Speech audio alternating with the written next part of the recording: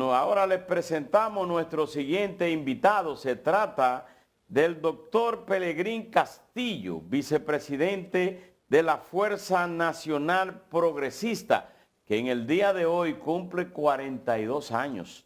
Muchas felicidades a usted y a todos los miembros. Vamos a aclarar, la Fuerza Nacional Progresista cumple 42 años. Muchísimas porque gracias. Alguno puede confundirse y creer que yo cumplo 42 años. Bueno, son 42 años míos en política. Muy buenos días, Muy Pelegrín. contento de encontrarme aquí en compañía de ustedes. Gracias por la invitación y un saludo al público de Matinal. Miren, la Fuerza Nacional Progresista y ustedes que son abogados, nos gustaría conocer su opinión en torno a la discusión que hay en torno a la ley de extinción de dominio, que algunos piensan que es ordinaria, otros que es orgánica, sobre la retroactividad de esa ley. ¿Qué usted piensa con relación? Mira, yo quisiera empezar diciendo que la figura de extinción de dominio está colocada en la Constitución en gran modo por el esfuerzo que nosotros hicimos en la Asamblea Revisora. La Fuerza... ¿De qué año estamos hablando? 2010. 2010. O sea que nosotros... Hace 12 años. Nosotros llevamos a la Constitución la figura de extinción de dominio. Se intentó en la primera lectura colocarla, hubo dificultades, y la fórmula final que nosotros propusimos se acogió. Lo que significa que en principio nosotros entendemos que la figura de la extinción de dominio debe estar. Ahora, cuando pasamos al tema de la legislación, tenemos que hacer unas precisiones. En primer lugar, está fuera de discusión que se trata de un derecho fundamental el que se va a afectar. Y no cualquier derecho. En una sociedad capitalista, democrática, el derecho de propiedad es fundamental, es esencial. Por tanto, cuando se definen las leyes orgánicas, las leyes que necesitan una votación especial, se hace la mención de los derechos fundamentales. Usted dice que esta es una ley orgánica y así. Sí, necesita una mayoría calificada. Eso no debería estarse discutiendo. Y es muy peligroso que el Congreso, en una materia de este tipo, tome una resolución sin la mayoría calificada. No solamente existe el riesgo de que el Tribunal Constitucional la declare inconstitucional, lo cual va, como ya dije en una ocasión, a convertir todo esto en un ejercicio fútil de pérdida de tiempo, de distracción del país, en temas que son realmente los más importantes y los más urgentes. Por otro lado, yo no conozco la versión final, no he tenido tiempo de sentarme a analizar, pero sí quiero decir con relación al tema de la retroactividad y en relación al tema de la prescripción. Ellos le llaman retrospectividad. Mira, eso es un ejercicio realmente gracioso de jugar con las palabras, de jugar con las palabras. Eso no procede, ni siquiera con esa fórmula, porque se ve claro que la intención es, aunque usen un término afín, la intención es la misma. Y eso tiene que ver con la seguridad jurídica. Tanto eso como el carácter imprescriptible son elementos que tienen que ver mucho con la seguridad jurídica.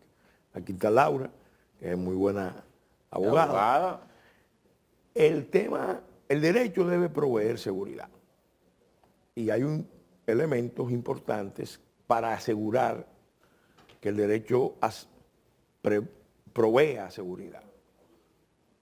Tiene mucha importancia el sistema de prescripciones, tiene mucha importancia ese principio de no retroactividad de la ley. para afectar situaciones jurídicas creadas, porque es lo que verdaderamente da certidumbre, da confianza. Si eso se pierde, hay gente que dice que eso se va a regular en los reglamentos del Poder Ejecutivo. Eso no se puede entregar a la regulación del Poder Ejecutivo, porque puede ser que el presidente Abinader haga un buen uso de su poder reglamentario, pero mañana un reglamento lo cambia un presidente a discreción. Acuérdense de aquella famosa frase del conde de Romanones que decía a los parlamentarios españoles: hagan ustedes las leyes y déjenme el reglamento. Porque con el reglamento se puede jugar mucho. Ahora, ¿por qué nosotros decimos que hay que tener mucho cuidado con esa ley?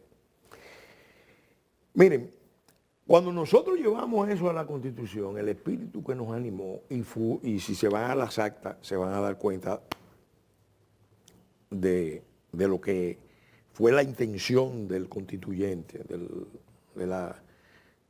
del asambleísta de la Asamblea Revisora. Estábamos tratando de dar un instrumento adicional a la lucha contra el crimen organizado. Contra el crimen organizado. Entonces ahí inmediatamente procede una pregunta, porque ya antes se habían aprobado y después se habían aprobado leyes muy importantes de lucha contra el crimen organizado, entre ellas leyes de lavado, incluso muy extremas, muy rigurosas. Yo sé que en algunas áreas se ha avanzado en esa materia, pero yo creo que si pasamos balance a qué ha pasado, qué ha sucedido con la aplicación de esas leyes de lavado, porque ese es el primer ejercicio. Doctor, pero eso implica que si la aprueban tal y como ellos la tienen concebida y que va a ser conocida hoy por el Senado, se estaría prácticamente dando al Constitucional la potestad de eliminarla prácticamente, si se aprueba tal y como la tienen concebida. Bueno, por lo que yo he oído, no puedo, porque no he visto la versión final, veo el debate en los medios, y después que ellos aprueben, nosotros ya hay un grupo de juristas de la Fuerza Nacional Progresista que han trabajado esta materia, y otros amigos que hemos trabajado juntos esta materia, que vamos a preparar un conjunto de recomendaciones, de reflexiones. ¿Recomendaciones o acciones? Puede ser acciones también, pero quisiéramos que en la Cámara de Diputados una ley de ese tipo se corrija, se precise, se acote. Sobre todo se acote. Miren, le voy a dar un solo dato para que veamos los riesgos, las implicaciones de esto. El que ha leído Los Misterios del Capital, de Hernando de Soto, que es una obra clásica ya en América Latina y en buena parte del mundo, sabe que en sociedades en desarrollo y en las sociedades hoy capitalistas hay una etapa donde la propiedad legal no necesariamente coincide con la propiedad social y que el desarrollo del capital de una nación depende mucho de que las políticas del Estado favorezcan la identidad entre la propiedad legal y la propiedad social. Ahora mismo nosotros tenemos una... Bueno, doctor, es lo mismo que decir que no todo lo legal es justo en este caso. Exacto. Pero vamos a algo todavía mucho más importante y más concreto, que la gente lo va a entender. El 60% de la economía dominicana es informal. 60% de la economía dominicana es informal. Decenas de miles de empresas de República Dominicana, de actividades económicas, son ilegales. Informales, que son dos cosas diferentes.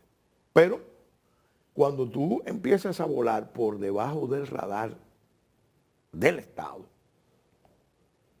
y sus regulaciones, y sus impuestos, y sus cargas, y la sobrecarga de los monopolios, los oligopolios, las colusiones. Entonces, tú tienes una realidad que tú tienes que atender.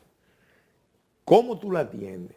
Hay que tener mucho cuidado, porque si tú empiezas a usar un instrumento que tiene carácter punitivo,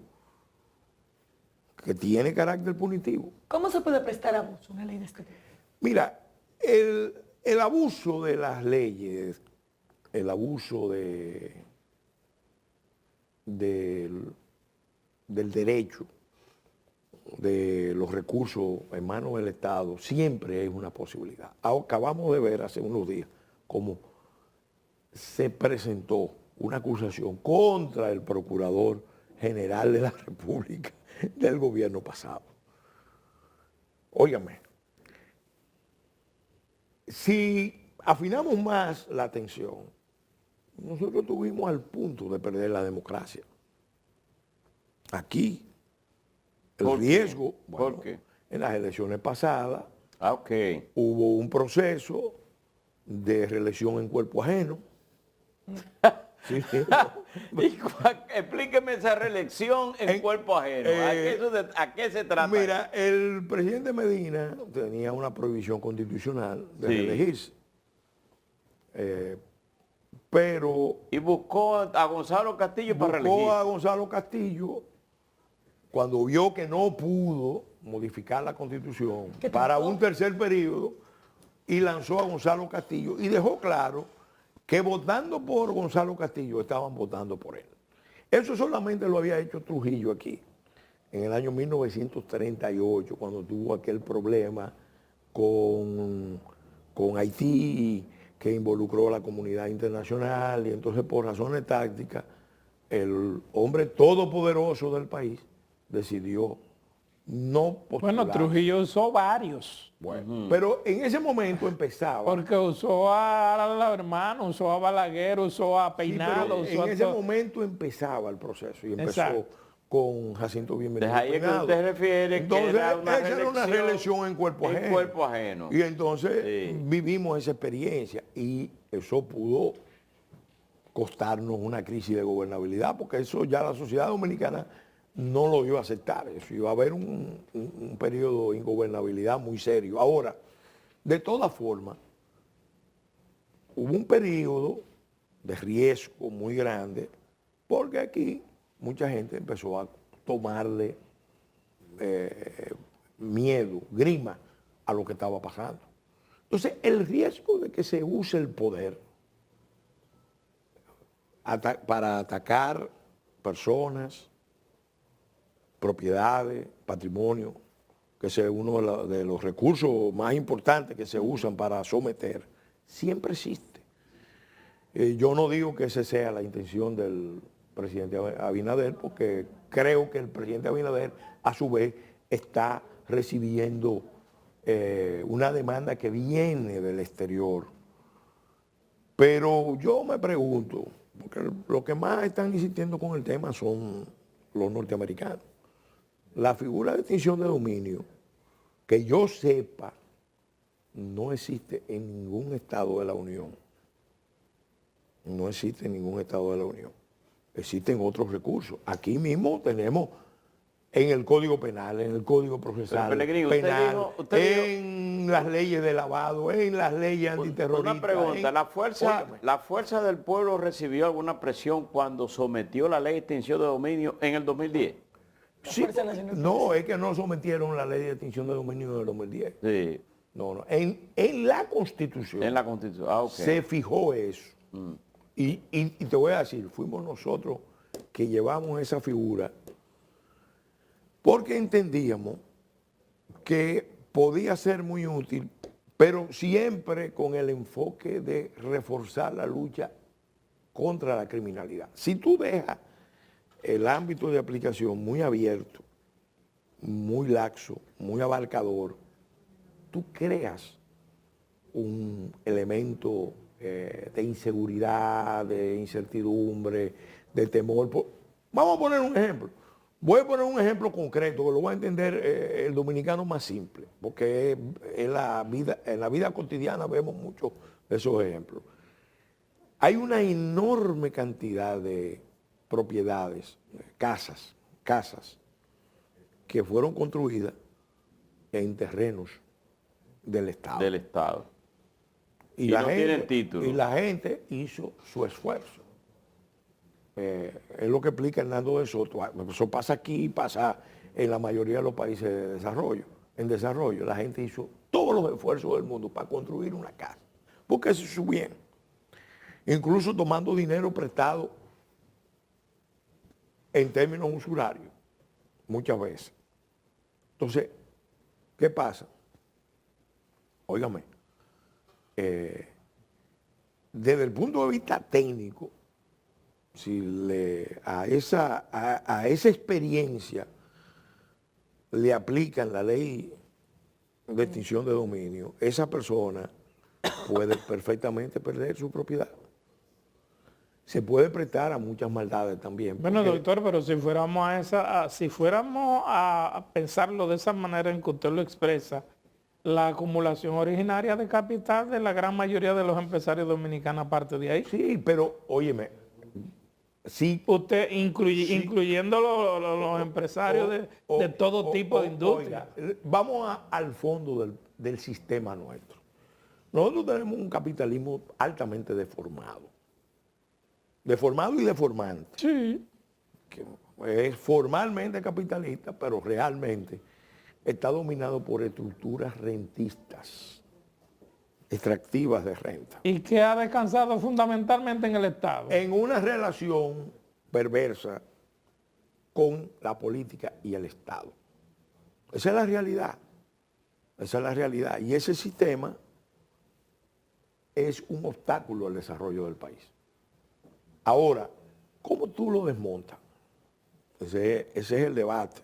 ¿Cómo tú lo desmontas incluso preservando la democracia? Ese es el debate. Si tú dices, bueno, nosotros vamos a aplicar esta visión desde la fundación de la República, tú evidentemente vas a generar más trastornos que beneficios. Ahí en la Constitución hay figuras muy importantes. Por ejemplo, ahí está la función social de la propiedad, que se puso en la Constitución, que cuando la colocamos, yo fui de los que impulsé eso. Alguna gente dijo, no, pero eso es una fórmula chavista. Y le aclaramos, no, eso es una categoría elaborada incluso por la doctrina social de la Iglesia, que está incorporada en muchas otras constituciones, porque la propiedad tiene que tener para un nivel de legitimidad en función de su aporte a la sociedad. Ahora, hay una cantidad de herramientas. Por ejemplo, la ley de tierra baldía. ¿Está vigente? Pongo el ejemplo. La ley de tierra baldía, que se votó en el año 72 dentro del Código Agrario del doctor Balaguer, esa ley está vigente. Se aplica. La ley de cuota parte. La ley de cuota parte también. Se aplica. Está vigente. Está vigente. Está vigente. Son dos herramientas que tú dices, bueno, y son muy legítimas. Son muy legítimas y muy transparentes. Ahora yo voy más lejos. Nosotros lo planteamos cuando se discutió la reforma constitucional. La institucionalidad del país es frágil. Entonces, para combatir la lucha, para combatir esas estructuras de corrupción, porque aquí no hay caso de corrupción, eso es un error. No hay caso de corrupción. No, aquí no hay caso de corrupción, aquí hay sistemas de corrupción, estructuras de corrupción y culturas de corrupción. Si tú quieres enfrentar el fenómeno, tienes que acotar la acción. Eso lo dicen todos los manuales de especialistas. Tú no puedes hacer un esfuerzo abierto, general, porque puede ser contraproducente, se puede revertir. Nosotros planteamos el tema de las jurisdicciones especiales de alcance nacional para la lucha anticrimen, para la criminalidad compleja. Entonces, por ejemplo, una figura como la extinción de dominio no la debe manejar una jurisdicción cualquiera. A nuestro juicio, debería existir una jurisdicción de alcance nacional con jueces muy especializados que evalúe eso, porque, repito, se presta mucho a las denuncias con ánimo de dañar. Se presta mucho a que, bueno, los abogados van a tener un campo de ejercicio tremendo, porque cuando empiecen las denuncias y las demandas que le va a hacer un vecino a otro, no vamos a hablar de los grandes casos estos que estamos viendo, ¿no? Que le hace un vecino a otro. Eso va a implicar un campo de ejercicio profesional de los abogados tremendo, pero al mismo tiempo va a permitir que se formen, como ha pasado en materia laboral, mafias en contubernio con autoridades. Es más, voy más lejos, ojo, voy más lejos. Ahora mismo el continente está estremecido por los movimientos que se están dando políticos. Y se van a producir muchos movimientos de capital en el continente. De gente que va a salir de su país hacia otros países, buscando seguridad. Porque en sus países están haciendo constituyentes. Caso de Colombia, Chile, Perú. Un sinnúmero de países. Bueno, puede ser que haya mucho interés de que esos flujos de capitales no lleguen a República Dominicana y vayan eventualmente a otros destinos. Porque estamos hablando de muchos recursos.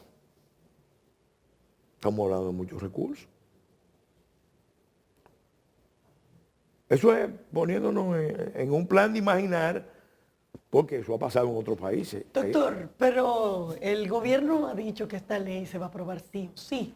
¿Qué lectura debemos darle a ese llamado que se hizo desde el gobierno? El gobierno que no tiene mayoría en el Congreso no debe decir que se va a aprobar sí o sí. Que se necesita una ley de extinción de dominio, vuelvo y digo, nosotros llevamos la figura a la Constitución. Ahora, vamos a estar claros, si las leyes de lavado del país, que son, bueno, la última se aprobó hace unos años, que son sumamente previsoras, rigurosas, no son suficientes. ¿Por qué el empeño de ensayar? Porque estamos ensayando con esta figura que, repito, en América Latina, solo en Colombia, para enfrentar el tema de los grandes carteles, porque en Colombia se produjo una mutación de los grandes carteles del narcotráfico, se pasó a los pequeños carteles, que son invisibles. Pelegrín, en la lucha contra la corrupción, entonces pudiera decirse borrón y cuenta nueva, es de ahora para adelante, no de ahora hacia atrás. No, mira, hay muchas cosas que se pueden hacer para desmontar esas estructuras de estructura y de cultura. No, sistemas, cultura y estructura. Yo te voy a poner un ejemplo. No borrón y cuenta nueva. La experiencia de juicio y castigo, eso está en todos los manuales de lucha contra la corrupción. Se necesita. Ahora, se necesita para reforzar la idea de que ese tipo de conducta es punible, no paga. Ahora, lo que siempre se recomienda es que se seleccionen casos ejemplares cuando hay sistemas de corrupción, porque tú no tienes ni siquiera la estructura para perseguir todos los casos posibles que se hayan dado. Tienes que coger casos emblemáticos, casos representativos. Ahora, eso no va a desmontar las estructuras de corrupción. Eso por sí solo no desmonta las estructuras de corrupción. ¿Tiene alguna? Te voy a mencionar algunos ejemplos. Mira, yo tengo ¿Cuántos años tiene la sociedad dominicana desde aquella experiencia tan dolorosa de la muerte de esa joven Vanessa en Santiago? Eso fue... Por lo menos 15 años. 15 años. Bueno, desde ese entonces empecé yo una campaña con algo muy simple. Eliminemos el sistema de mando y control de las cárceles de la República Dominicana, que consiste en permitir que estos aparatos accedan a los presos, que se pague por eso. Porque eso son estructuras de corrupción montadas en donde, en un espacio sumamente peligroso para la seguridad pública. ¿Cómo tú controlas eso? Hay una cantidad de tecnología disponible. ¿Se ha podido hacer? No. En 15 años se ha podido hacer eso, que es tan simple. Y no abogo por la incomunicación de los presos. No. Los presos Doctor, tienen derecho. ustedes están de aniversario y no hemos tomado el programa nada más hablando de la ley de extinción de nómina. Sí, pero es una ¿Cómo ley. es el asunto del aniversario? ¿Es cuándo? Mira, Tiene una ofrenda mira, floral hoy, la creo. Fuerza Nacional Progresista se fundó un día como hoy, hace 42 años, en Fiesta de Lux, en un acto que se hizo aquí en la capital. Pero previamente, todo el periodo previo fue de encuentros en el interior, y sobre todo un gran encuentro histórico que se hizo en la finca del doctor Castillo, donde se reunieron cientos de dirigentes campesinos que pasaron a ser parte de la Fuerza Nacional Progresista en el momento de su fundación. Hoy tenemos algo muy simple, muy sencillo, como lo hacemos todos los años. Hacemos una ofrenda floral, emitimos una declaración, solo que esta declaración la estamos emitiendo en un contexto que ya habíamos anticipado hace tiempo, pero que ahora está más configurado que nunca antes. Estamos viviendo una crisis mundial. Y no cualquier crisis mundial. Estamos en guerra mundial. Estamos también en un contexto hemisférico sumamente efervescente, en ebullición, que puede evolucionar en sentidos muy diversos. Hay que prestarle mucha atención a esa situación, tanto en Norteamérica como en Sudamérica. Marino Vinicio Castillo. Y tenemos un problema insular que no lo podemos dejar mencionar. La isla está desestabilizada porque la parte occidental de la isla está ahora mismo en un proceso de confrontación, de deflagración, de implosión, que puede arrastrarnos, envolvernos y desestabilizar. Se plantean una marcha contra la migración haitiana. No. Lo que se está generando, y no es solo la fuerza, nosotros somos parte de ese esfuerzo, es un gran movimiento ciudadano, donde se va a poner por delante, más allá de los partidos, por encima de los partidos, con una visión patriótica, suprapartidaria, la defensa de la soberanía y la autodeterminación. Nosotros no estamos viviendo ahora mismo un proceso de migración. Tenemos años diciéndolo. Ahora se está creando ya una conciencia colectiva de que no es migración, es ocupación. Pero la verja perimetral no es la solución a ese tema. No, la verja, lo que está haciendo el gobierno en esta materia fue algo que nosotros reclamamos por muchos años, pero es un componente de una política más amplia. El gobierno, por ejemplo, del presidente Abinader, ha sido consistente, y yo te diría, de los gobiernos que hemos tenido, el que más ha avanzado a convertir esto en política de Estado es el presidente del gobierno, y es por las circunstancias. Miren, el presidente Abinader firmó con el presidente Moïse un acuerdo de 12 puntos y aquí todo el mundo lo celebró y tenía muchas cosas buenas para nosotros y muchas cosas buenas para Haití. Y 45 días después Lo mataron. lo mataron en su casa. Creo que es casi un año ya. Mañana se 7 de julio. cumple un año. Un año. Observen eso.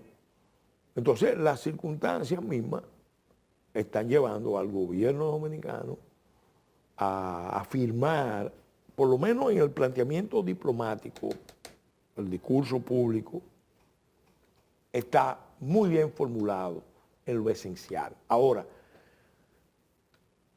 ese planteamiento, el planteamiento de que hay que ir al rescate y reconstrucción de Haití en Haití, de que la comunidad internacional tiene que asumir sus responsabilidades, bueno, tiene que estar reforzado por una serie de políticas. El muro es una de las políticas, pero hay muchas otras acciones, porque si no, no es creíble. Muchísimas gracias. No es creíble. Muchísimas gracias. Señores, despedimos al Gracias a doctor ustedes. Pelegrín Castillo, vicepresidente de la Fuerza Nacional Progresista. De esta forma también llegamos al final de la entrega del día de hoy. Nos vemos mañana.